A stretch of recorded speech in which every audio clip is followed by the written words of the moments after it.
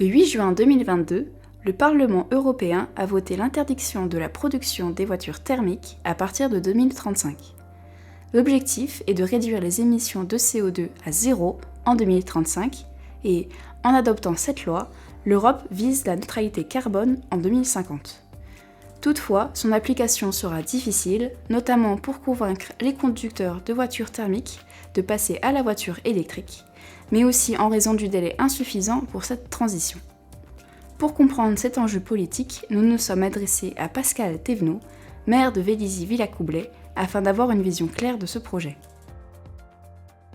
Quels sont les principaux aménagements qu'une municipalité doit réaliser en lien avec cette transition à la voiture électrique ?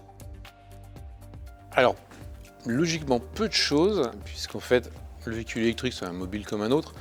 Après, ce qu'on a voulu faire à Vélizy pour accompagner les utilisateurs, Vélizy, c'est quand même une ville assez dense, avec quelques quartiers pavillonnaires, mais principalement du logement. Donc on a mis une cinquantaine de bornes électriques réparties sur toute la ville, et on avait même mis dans un premier temps, pour accompagner en fait la pénétration du véhicule électrique à Vélizy, les bornes étaient même gratuites pour tout usager. Et ce qui fait qu'en 2021, en Île-de-France, et on peut imaginer que du coup en France, on était la ville avec le plus fort taux de pénétration du véhicule électrique. Actuellement, combien de bornes de recharge sont installées ? Prévoyez-vous d'en installer dans les mois à venir ? Une cinquantaine. En fait, on les met au fur et à mesure. Donc on les a mis à côté des centres sportifs. Ça permet, quand vous allez faire du sport, vous rechargez en même temps. À côté de certains équipements publics. Et après répartis à côté des centres commerciaux dans chaque quartier pour que les gens puissent le recharger. Et on a essayé d'identifier où se trouvaient les propriétaires de véhicules électriques pour pouvoir continuer à augmenter le nombre de bornes en fonction des lieux de résidence des propriétaires de véhicules. Et puis alors ça, je parle que des 50 bornes de recharge là. Après, dans la plupart des entreprises, vous avez aussi des bornes qui sont mises. Vélizy 2 nous accompagne aussi avec des bornes classiques et puis les bornes Tesla. Donc ce qui fait que c'est facile d'avoir un véhicule électrique à Vélizy. Comment déployeriez-vous ce réseau de bornes ? J'ai pas d'objectif chiffré, mais on a essayé de quadriller les besoins en recharge sur la ville par rapport aux propriétaires de véhicules. Et finalement, c'est Enidis qui va moins vite, parce qu'il y a des secteurs, en fait, il faut avoir de la puissance. En général, on a quelques 7 kg, mais la plupart sont à 23 kg. Donc 23 kg, ça permet de se charger assez rapidement en journée, mais j'ai pas la puissance dans toutes les rues. Donc c'est ça qui me freine aujourd'hui. On a prévu d'en installer, c'est-à-dire quand on refait une roue, mais des fours. Mais il faut que j'ai la puissance en fait au fur et à mesure. Qu'est-ce que vous pensez de la voiture électrique en ville ? Le véhicule électrique,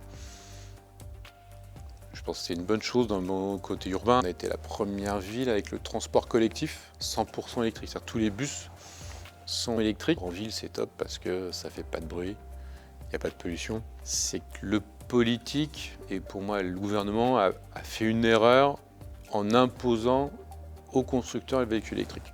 Pour moi, la vraie politique à mener, c'est de donner des objectifs de véhicules propres. Donc le taux de carbone. Et après, c'est aux constructeurs d'être imaginatifs, à la recherche d'avancées, pour développer les véhicules qui vont répondre à cet objectif d'énergie propre ou de pollution. Mais je pense que c'est une erreur, et puis après on va voir. Là, il y a aussi, on mène des expérimentations sur le véhicule électrique, mais avec une production hydrogène. Il y a plein de choses qui peuvent se faire. Moi-même, j'ai un véhicule hybride. Avant, j'avais un véhicule électrique, mais il faut voir l'usage. Tout le monde n'est pas capable d'avoir les moyens d'acheter un véhicule déjà, et d'avoir acheté un véhicule électrique, ça, même avec les aides. Ça... Pour moi, la liberté, c'est le constructeur, l'objectif, c'est l'État. Quel investissement cela représente ? Des aides sont-elles disponibles et dans quelle proportion ? Alors aujourd'hui, la ville fait l'écosystème qui permet à un véhicule électrique de pouvoir se recharger avec des facilités. Et autrement, aujourd'hui, le véhicule électrique par l'État, c'est 6 000 €. Donc, il y a quelques évolutions dans le projet de loi de finances aujourd'hui.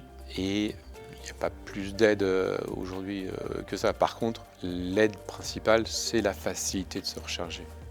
Et c'est ça qui fera l'accès. Et après, si vous voulez le rendre encore plus large dans le public, il va falloir augmenter la production de véhicules électriques pour faire baisser le coût. Malgré les aides versées par l'État, le prix des voitures électriques reste au-dessus de celui des voitures thermiques et peut freiner l'acquisition d'une voiture électrique. Mais les coûts de l'installation d'une borne de recharge chez soi est limité par les aides de l'État, mais aussi par les entreprises spécialisées dans les bornes électriques qui prennent en charge une partie des installations. Toutes ces aides visent à pousser le consommateur à se tourner vers les voitures électriques plutôt que les voitures thermiques. Envisageriez-vous de faire de Vélizy une ZFE, une zone à faible émission mobilité, c'est-à-dire d'interdire les véhicules trop polluants certains jours ? Non, parce que je me suis battu pour en sortir. C'est pas que je suis contre le véhicule propre, au contraire. Mais je pense qu'on a beaucoup de véhicules électriques à Vélizy parce qu'on a des facilités de recharge et que du coup c'est plus facile d'avoir un véhicule électrique. Mais pas parce qu'il y a de la contrainte. La métropole avait considéré que toute ville à l'intérieur de la 86 était en ZFE.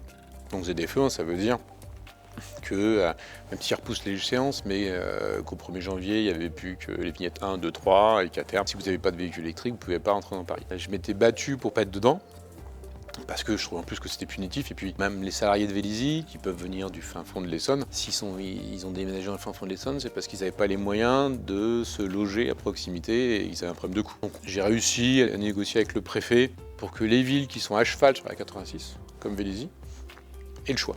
Et j'ai choisi de ne pas être en ZFE. Mais ça ne veut pas dire que je ne mets pas plein de mesures pour que les véhicules soient propres. Même par rapport aux entreprises qui sont là, il y en a qui s'installent, qui ont des salariés qui viennent de loin. Et si j'étais en ZFE, en fait, ça ne serait pas installé chez moi. La ville de Vélizy-Villacoublay a déjà mis en place des infrastructures pour faciliter la recharge électrique et prévoit d'en installer dans des endroits où le nombre d'usagers de voitures électriques est important. Vélizy est déjà très engagé dans cette transition vers l'électrique, que ce soit avec le tramway ou les bus électriques. Ces infrastructures pourraient d'ailleurs dissuader les consommateurs d'acheter une voiture électrique pour privilégier un autre moyen de transport, d'autant que certaines personnes estiment que la date butoir de 2035 annoncée par le gouvernement ne sera pas atteignable en temps voulu.